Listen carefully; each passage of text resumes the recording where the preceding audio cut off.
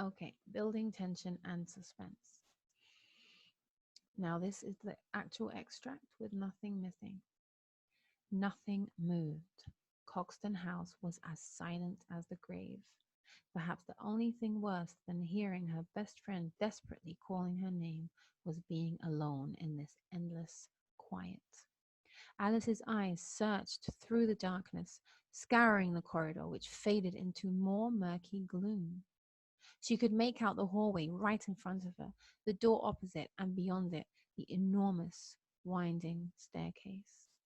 As she looked, blinking through the tears which had begun to stream hopelessly down her face, she was met with a sight at the top of the staircase which all but turned her to stone. Something was moving. Alice watched numbly. Her heart was in her mouth, and her breath came in sharp, rattling gasps.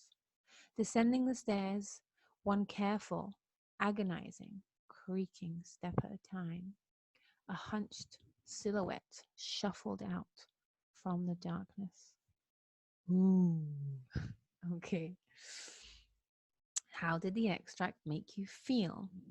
Well, makes me feel it makes me feel sitting that it's like I'm sitting on the edge of my seat. I don't know what's going to happen next. Oh my god, who is it? Who is it? Who is it? Who's coming downstairs? Okay, even though not much is happening to Alice, there is a lot of descriptive detail about the surroundings. All of this writing means that the reader can clearly picture what Alice is experiencing, and they have to wait a long time before they find out what happens to her. This is the whole point of building the suspense. You keep adding details and you prolong the period of time until you reveal what's actually happening. All this silent as a grave, endless quiet, darkness, it's all building up the fear and the suspense in the story. At the end of the extract, the reader still doesn't know who is coming down the stairs. Why not? Keeping some things hidden makes the reader want to keep on reading to find out more. If you reveal the villain at the beginning of the story or whoever's causing a problem, then you just lose interest. If you think about any movie that you have seen, mostly they hide the identity of the bad person till later on in the story. Usually it's a kind person who ends up being the villain or whatever. It's just double personality and things like that. Okay. The text uses some short, sharp sentences to shock the reader. In these short sentences, giving the reader no details at all is scary, a bit like being in the dark. Example, something was moving. We don't know what was that something. Okay. Adding extra information to sentences can also make the reader wait even longer. This is a complex sentence as she looked blinking through the tears which had begun to stream hopelessly down her face. Descending the stairs, one careful, agonizing, creaking step at a time. So we can use a mixture of short, sharp sentences and prolonged sentences. You make the details go on for some time. Punctuation that creates suspense. I told you before, these three dots are called ellipses, okay? And they make you feel like something is coming next. It's like a drum roll. Imagine like boom, boom, boom, boom, boom. You don't know what's happening next, or there's something missing at the end of a sentence. Okay, instead of writing Alice was scared, the author has shown us what Alice's body is doing. How do you know that she is scared? We know because there were tears streaming down her face. She turned to stone. She was numb. She watched numbly. It's like her whole body was numb. Her heart was in her mouth. It was beating so fast. Her breath was coming in sharp, rattling gasps. It's like sounds like that. It's like the sound of a rattle.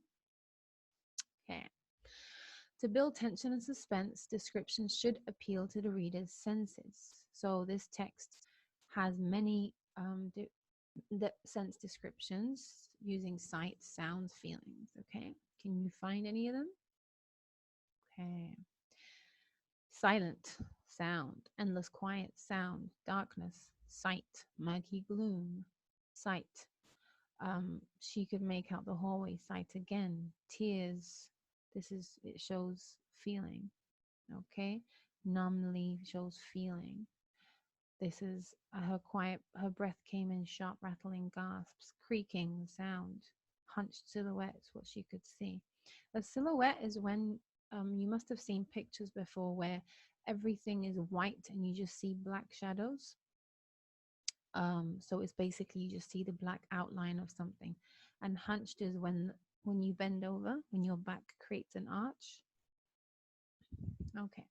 Now, instead of writing walked, okay, exciting synonyms, powerful verbs were used, okay, and this can add it's a better description and it can make the text seem scarier, okay. So instead of saying there was someone walking down the stairs, no, it was creaking.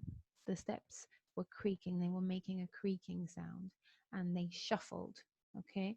The hunched silhouette shuffled out from the darkness. It was like, do you remember when I told you when someone drags their feet across the ground and they make a shuffling sound, just like when you shuffle cards? The describing words in this extract are interesting and imaginative.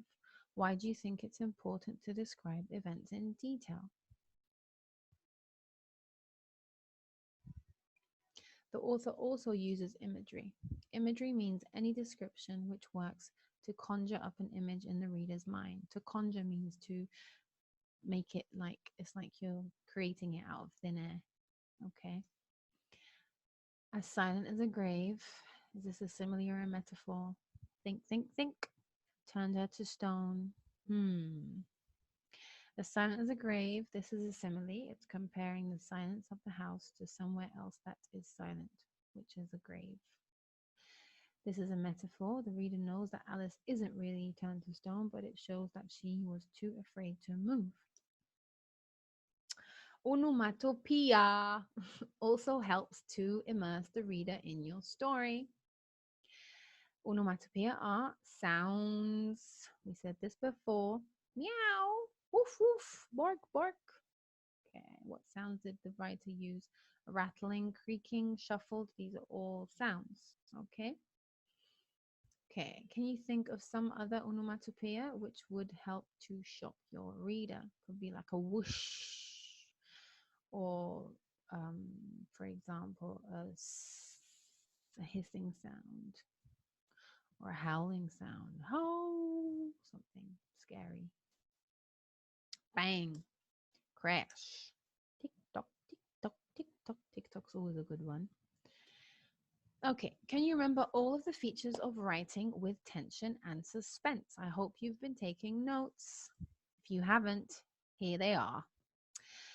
So, detailed description of the surrounding, clues to give the reader a clear description of what they're seeing, to conjure the picture in their minds. Okay, use short and shocking sentences, use longer sentences, complex sentences with listing to make the reader wait even longer.